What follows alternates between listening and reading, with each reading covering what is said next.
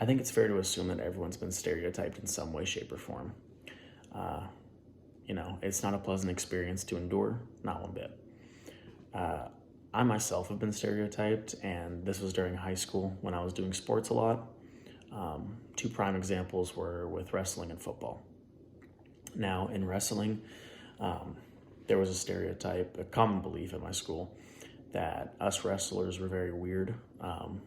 We didn't have free time, and we were always pulled poor grades. Now, this one didn't really bother me that much. It did bother some of my other friends, and it it was very frustrating to hear all these things. These people didn't really know us, and they were making these poor judgments.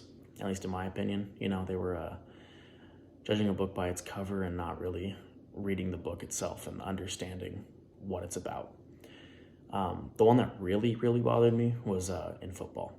Now, in football, a stereotype that we had at our school is if you did not put in the work at all, and you goofed off or hung out with friends or, cared about your grades, that you were not going to succeed on the team. I always thought that was dumb. If you put in hard work, whether it be, if it's hard work for you, then it's hard work. And it was never something that I could really comprehend with, especially when it came to other players or other students.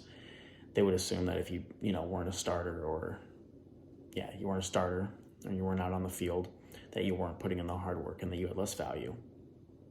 Now, this one bothered me because I knew the hard work I was putting in. I knew how much I was doing and all the things I was sacrificing for it. And it really hurt. It's frustrating to hear all these things, especially when they're behind your back. But at the end of the day, success isn't in a straight path. It's, kind of windy. But yeah, that was one of the stereotypes there. I really noticed this more, and the one that really, really bothered me was when it came to when my dad would tell me about this stuff.